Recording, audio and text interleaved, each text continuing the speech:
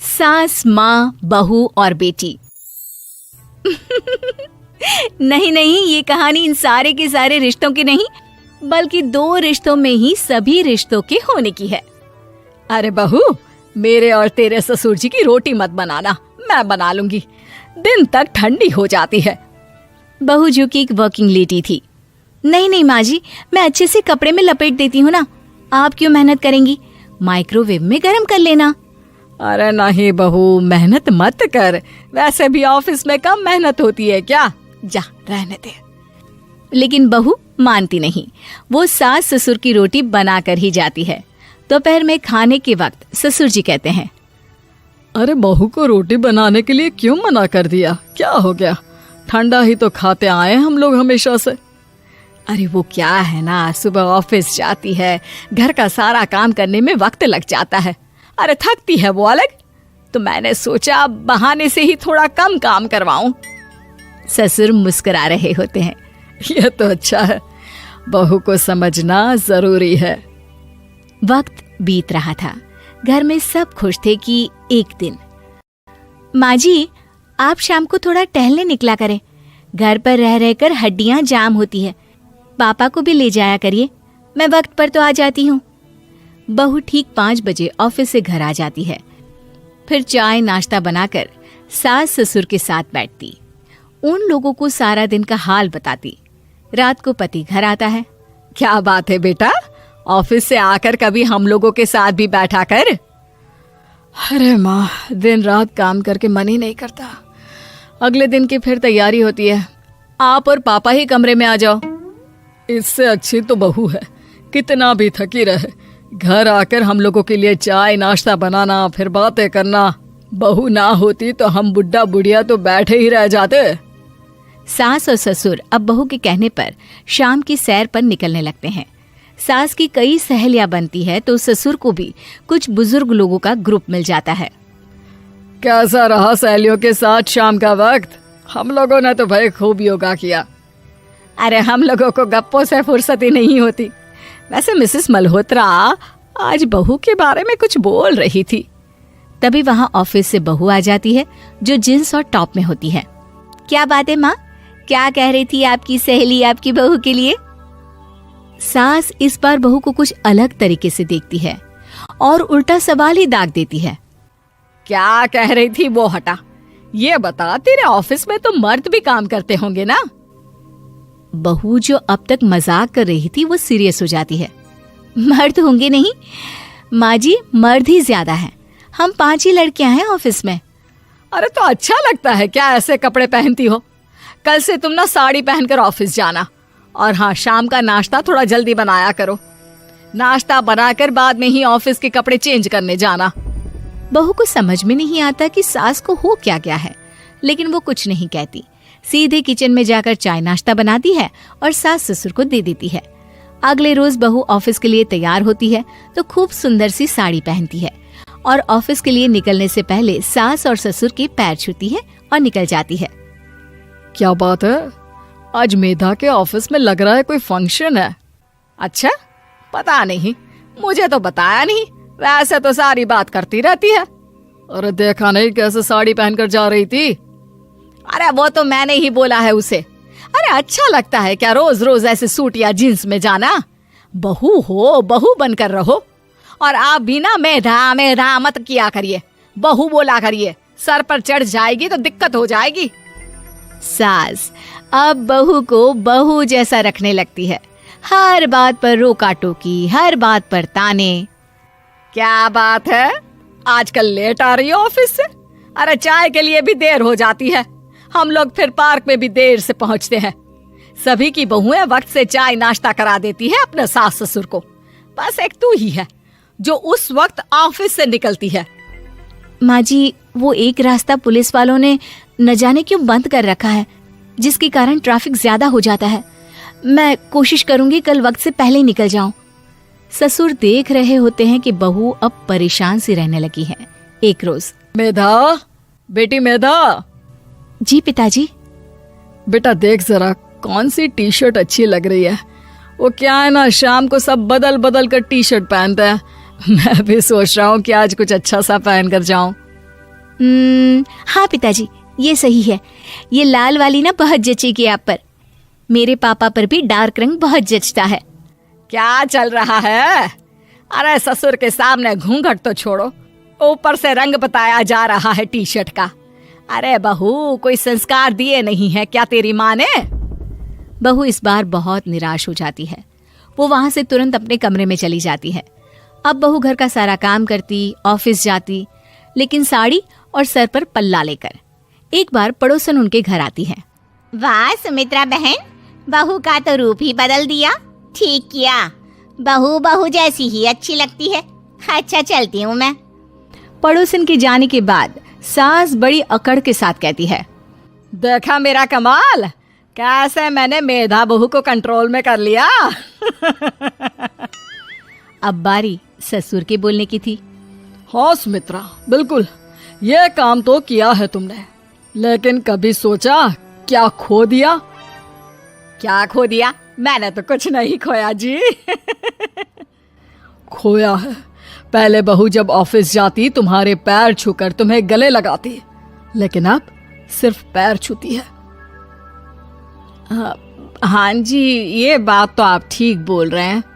पहले घंटों हम लोगों से बात करती, कमरे में ना जाती, ऑफिस से आते ही खुद की चाय, खाना, नाश्ता सब हम लोगों के साथ करती, सारी बात बताती।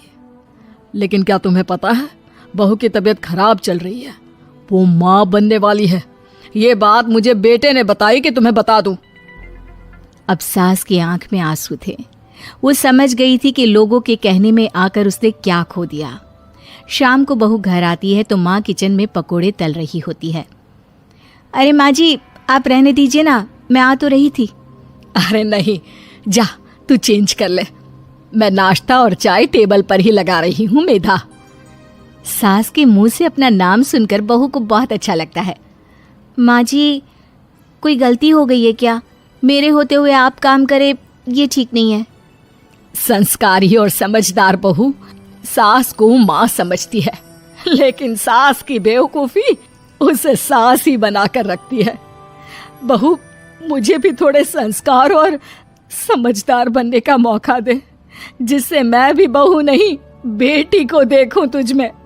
और हाँ, मेरा होने वाला पोता क्या कहेगा कि दादी ने तो मेरी माँ को बहुत परेशान किया।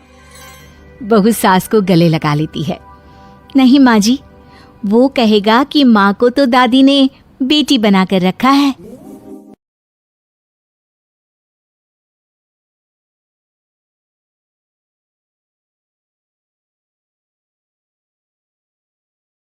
सासू माँ बदल गई। कहानी उस घर की है जहाँ बहू और बेटी को एक माना जाता था, लेकिन फिर। अरे शिखा बेटा, तू रसोई में क्यों घुसी रहती है? जा, रोटी मैं बना लूंगी। नहीं नहीं माँ जी, आप बैठिए, बस सारा खाना बन ही गया है। श्वेता को बोल देती हूँ, वो खाना लगा देगी सबका। सॉरी भाभी, मेरे पास वक्त नहीं है। माँ, मुझे पैसे देना, पार्लर जाना है। हाँ हाँ चली जाना, भाभी को भी ले जाना। वो भी जाने को बोल रही थी पार्लर, पर पहले ना मदद कर दे उसके खाना लगाने में। देख माँ, वो बहू है, उसे बहू रहने देना। इतना सर पर मत चढ़ा भाभी को। श्वेता, ज्यादा मत बोला कर। बहू और बेटी में कोई फर्क नहीं होता है, जा जाकर काम कर। ननद को माँ का भाभी से इस तरह प्यार करना बिल्कुल अच्छा नहीं लगता। वो बार बार किसी न किसी तरह माँ को भाभी के खिलाफ भड़काती रहती, लेकिन कोई फायदा ना होता। एक रोज, अरे बेटे किशन, जा बहू को कहीं घुमा कर ला, सारा दिन घर में काम करती रहती है। हाँ हाँ माँ, हम लोग जा रहे हैं ना गोवा। अच्छा जी, भाभी ने तो हमें बताया भी नहीं। वैसे तो सारी पंचायत करती है, ये गोवा वाली बात क्यों छुपा गई हमसे? अरे क्योंकि उसे खुद नहीं पता था बहन, मुझे टिकट सस्ती मिल रही थी तो मैंने बुक कर दिया। हाँ शिखा, पैकिंग कर ले, संडे हम जा रहे हैं गोवा। दोपहर में शिखा पैकिंग कर रही थी कि सास आ जाती है। ये क्या बहू, साड़ियाँ? अरे गोवा जा रही है घूमने या फिर शादी में मायके हैं? माँ जी, ऐसा कुछ है ही नहीं, समझ में नहीं आ रहा क्या रखूं कपड़े में। अरे तेरी और श्वेता की साइज तो एक ही है, उसके कुछ मॉडर्न कपड़े ले ले, आकर लौटा देना। हाँ माँ जी, ये ठीक रहेगा। शिखा श्वेता के पास जाती है और उससे कपड़े मांगती है। ना जी ना, मैं अपने कपड़े ना दूं, वैसे भी फैल जाएंगे मेरे कपड़े, बहुत महंगे वाले हैं। शिखा मुंह लटकाकर कमरे में आ जाती है तो सास कहती है, चल तैयार हो जा, तुझे मैं शॉपिंग करा कर लाती हूँ गोवा की। बस फिर क्या था, सास बहू निकल जाते हैं मार्केट और एक से बढ़कर एक ड्रेस खरीद कर घर आते हैं। पहले बता देती कि नए कपड़े दिलाने वाली है भाभी को, तो मैं अपने ही दे देती ना भाभी को, मुझे दिला देती नए कपड़े। देख श्वेता, परिवार का मतलब सबके साथ रहना होता है, ना कि सिर्फ अपना सोचना। वैसे भी तुझे अच्छे संस्कार सीखने चाहिए। और रही बात कपड़ों की, तो शिखा आज से घर पर भी तू मॉडर्न कपड़े ही पहनेगी, कोई जरूरत नहीं है ये साड़ी वाड़ी लपेटने की। अब क्या था, घर पर श्वेता और शिखा एक जैसे रहते। एक बार पड़ोसन आती है। अरे बेटा, अपनी माँ को तो बुलाना जरा, बात करनी है। शिखा सास को बताती है और रसोई में चली जाती है। ये आपकी बेटी बहुत बड़ी हो गई है, इसके लिए एक रिश्ता है, कहो तो बता दूं।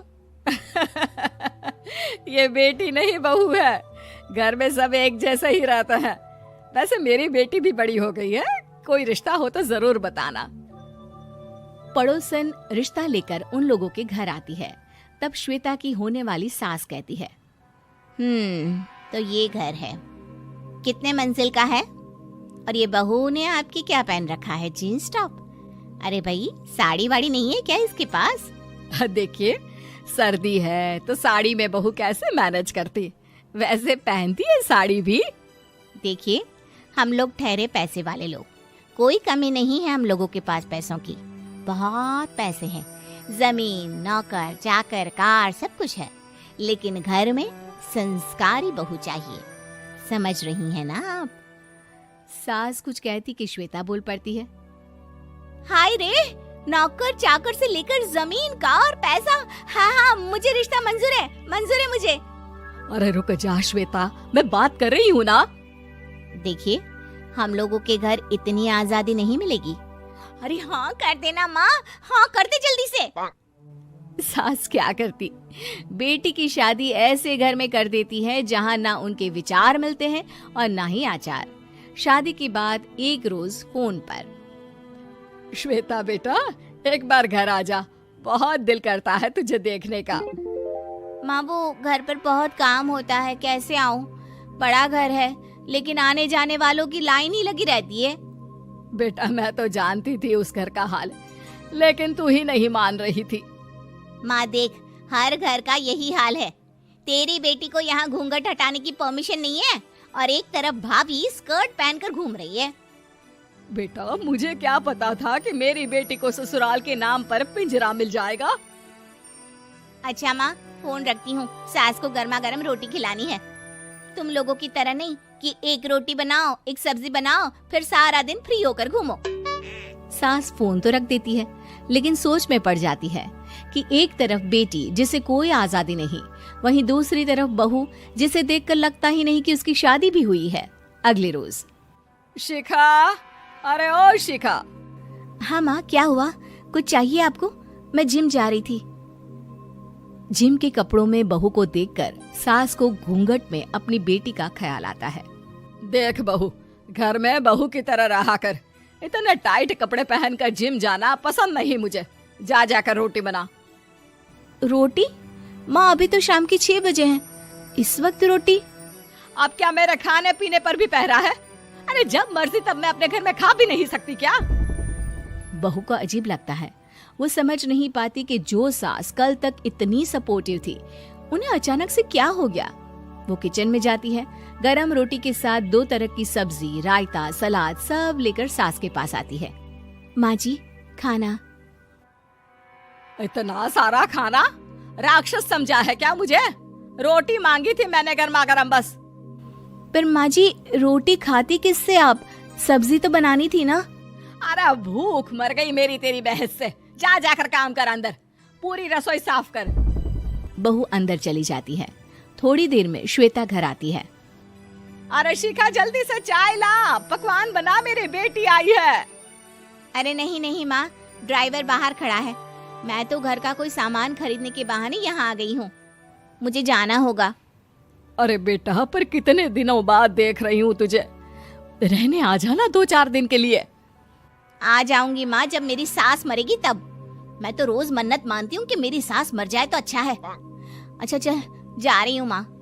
हे भगवान, कैसे कैसे दिन देखने पड़ रहे हैं मेरी बेटी को।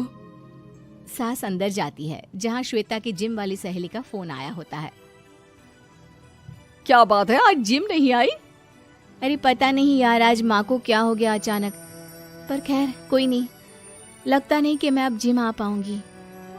शिखा स्पीकर पर बात कर रही थी जिसे सास सुन रही थी। यार ये सास ना होती ही ऐसी है। मैं तो कहती हूँ बुढ़िया जल्दी मरे और तू आराम से जिए। शिखा को सहेली की बात पर गुस्सा आ जाता है। माँ के मरने की कौन सा बच्चा दुआ मांगता है मोहिनी? आगे से ऐसी बात मेरे सामने मत करना। हमारे घर की शोभा ही माँ है। क्या हुआ जो थोड़ी सख्ती दिखा रही है? उसमें भी कोई ना कोई उनकी भलाई ही होगी। मैं तो कहती हूँ भगवान मेरे जैसी सास सबको दे, जो सिर्फ माँ की तरह है। सास वाली तो कोई बात ही नहीं है उनमें। सास ये बात सुन रही थी। उनकी आंख में आंसू आ जाते हैं कि क्यों वो बेटी की किस्मत में बहू को भी भागीदार बना रही थी। शिखा, अरे ओ शिखा, क्या हो गया? जिम नहीं जाना क्या?